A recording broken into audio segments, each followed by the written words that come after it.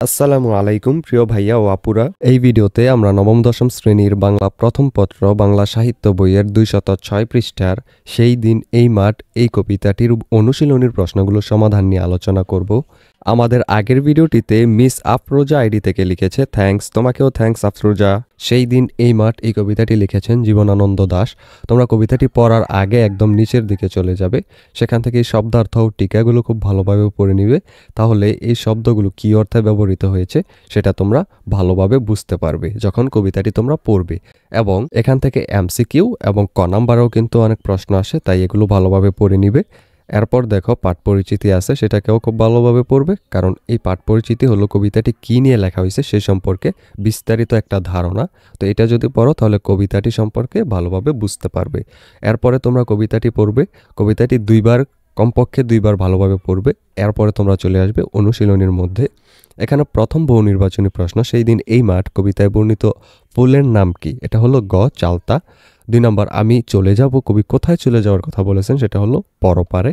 3 নম্বরে দেখো এই উদ্দীপকটার আলোকে উত্তর দিতে বলা হয়েছে।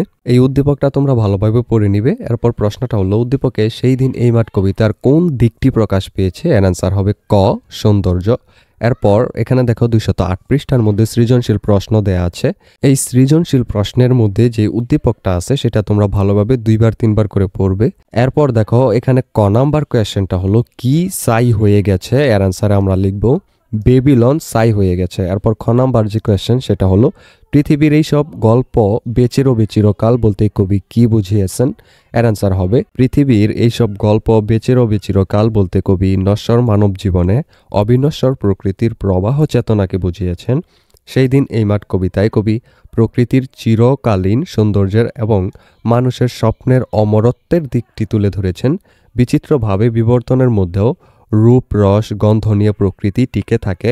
জাগতিক নিয়মে নশ্বর মানব জীবন স্রোত চলায় অবিনশ্বর প্রকৃতির বিপরীতে। মানুষের সাধারণ মৃত্যু রহিত করতে পারে না পৃথিবীর বহমানতা। এই বহমানতা এবং মানুষের স্বপ্ন দেখার গল্প চিরকাল বেঁচে থাকে। এখানে সেই প্রসঙ্গেই কবি কথা বলেছেন।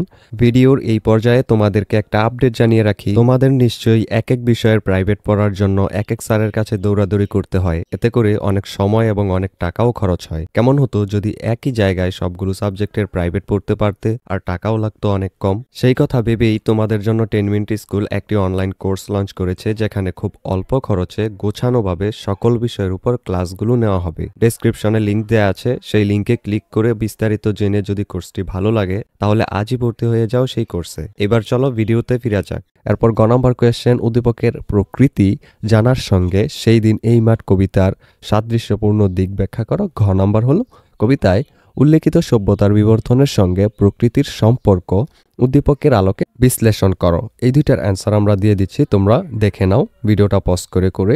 উত্তর এখান থেকে শুরু।